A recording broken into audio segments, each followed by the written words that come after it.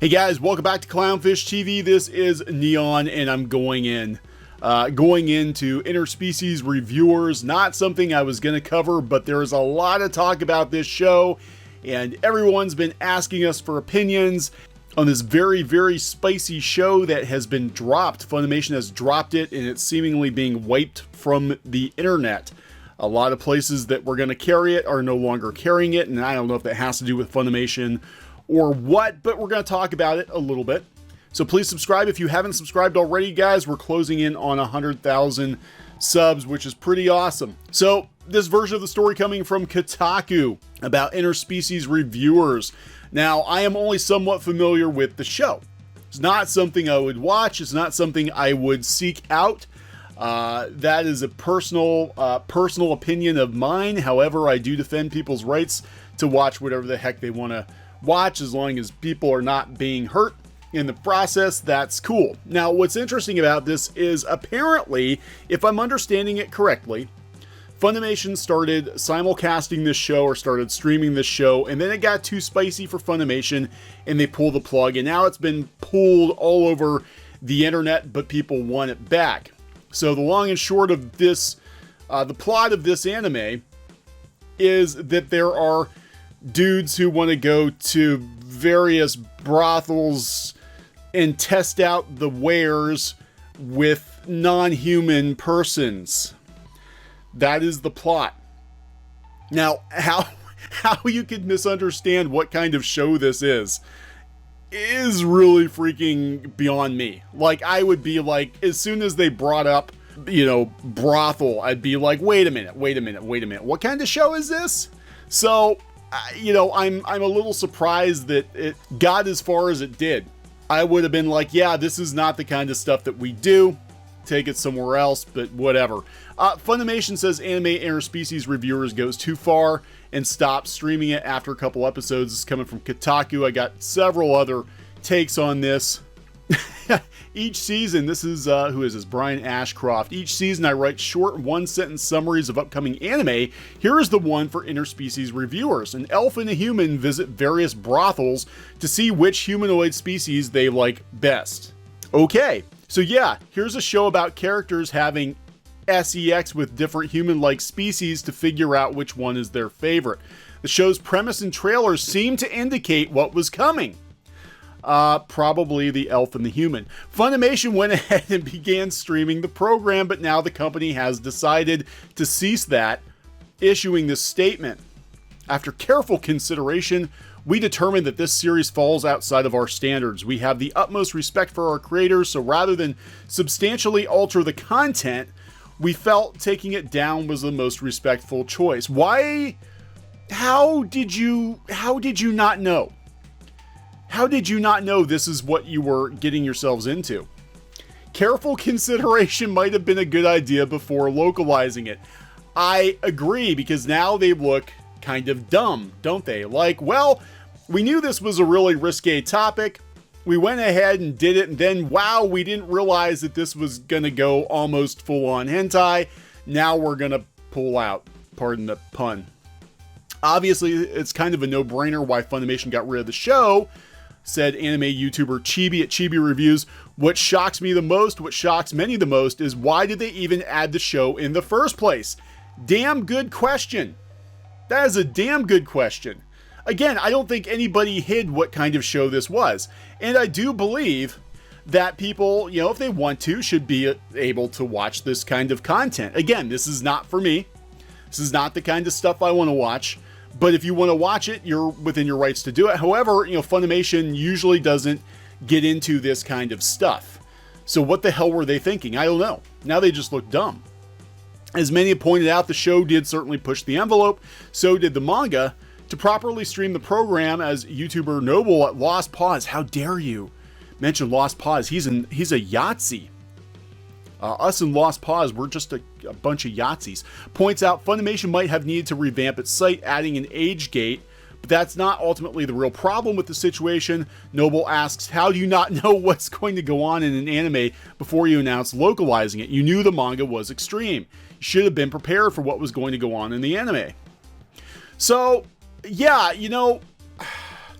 so now you got to ask yourself, Are the companies responsible for localizing these shows? Are they even familiar with the material? Or are they just like, yeah, that one looks good. That one looks good. We're going to bring that over here. And we get a couple episodes into it. And it's like, oh my God, look at all the boobies. You know, they should have known, if they did any basic Googling, they should have known that this is the kind of show it was. Well, look at all the boobies. We're going to skip past that because I don't want to get demonetized. Bounding into comics. Funimation drops Interspecies Reviewers after 3 episodes. The series falls outside of our standards. Again, nobody who knew what this show was, what the manga was surprised at the content in the show. The series centers around the various debates and reviews the 3 engage in with each other in an attempt to argue which species provides the best services, and given the subject matter, it features visuals that might border on hentai. Wow. Again, you know, how do they not just Google this? Just Google it. Google is your friend, Funimation. Why did they do this? It doesn't even make sense. The reasoning that Funimation chose to remove the series rather than substantially alter the content is a curious explanation, as the company is notorious for making alterations to dub scripts of their licensed series to inject ham-fisted references to Western political and social debates. That's true.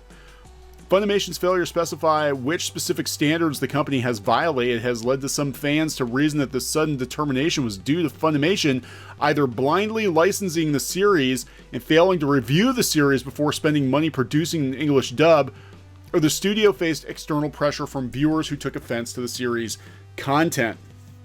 Yeah, they can't really censor this. They can't censor it.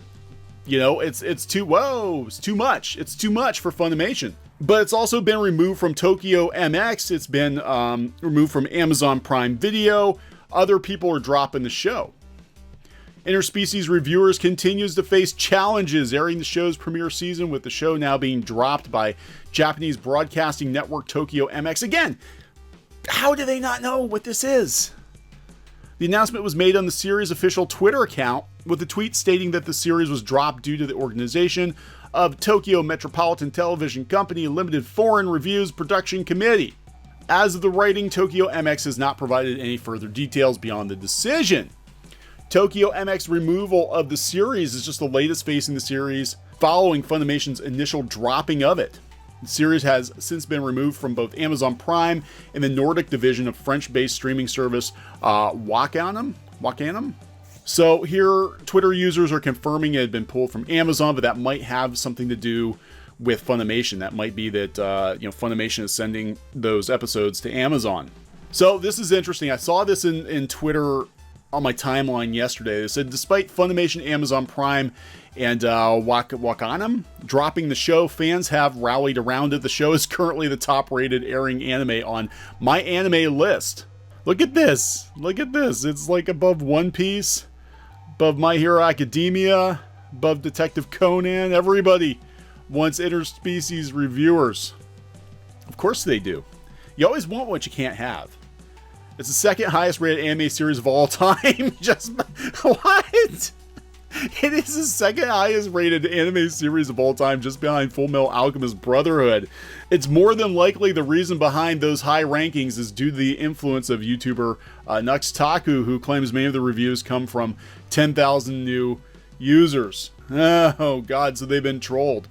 So comicbook.com is weighing in on this, and they're saying that licensing anime has gotten competitive so much that the process has been streamlined to the point where many anime are licensed for an English release on faith alone. That's pretty much it. Like, oh, there's something new? This looks like it might be a hit. Just start dubbing it. You know, I mean, remember back in the day where the show would air in Japan a year or two before it would see a stateside release. It varies by company and by reported accounts, but there are some scenarios where an anime will be licensed for an English release with only a small bit of reference material to go on. But the manga was out there, and Google is your friend. You couldn't contact the studio and say, hey, I noticed that your show has a lot of boobs in it. Does it go beyond boobs? Or is it just boobs? Like, we can deal with just boobs. But if it's boobs and booty, we might have a problem. So we need to know exactly what we're getting ourselves into here. And it sounds like the things got much stickier than they intended them to get, and then they had to pull out. It's pure conjecture, but Interspecies Reviewers might have been picked up for legal streaming in the first place because it's not only produced by a notable non-hentai exclusive studio, but the original manga isn't all that wild. No. Interspecies Reviewers is a series set in a world full of succubae. Because so many of them exist with so many varieties, SEX work and the use of such services are commonplace. The main crux of the manga sees a group of individuals taking part in these spicy endeavors and reviewing them afterwards. In the manga, each review is presented as you were reading them in that world. It's blocks of text that are explicit in various ways, but not exactly as much as you would expect. But that's changed for the anime, so they've gone through the effort of bringing the reviews to life. Huh. This is sort of like a really twisted Hitchhiker's Guide. Hitchhiker's Guide to the Galaxy. Hitchhiker's Guide to Booty. Initially beginning with censored naughty bits, censoring the anime got tougher as its visuals became more overtly naughty and borderline, wow, saucy, I guess. I don't know. But yeah, I just don't understand why. And I think that's what most people are having a problem with. Most people are having a problem with this because they didn't do their due diligence. Funimation didn't even know what the hell they were dubbing. They just were so hot to get this series that they brought it out over here without knowing what the hell was actually going on.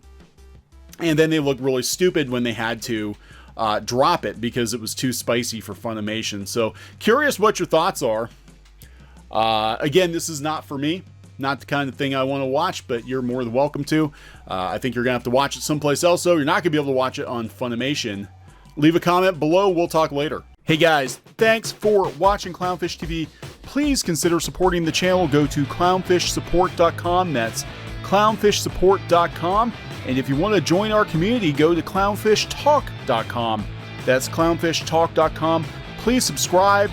Ring the bell for notifications. We will talk to you next time.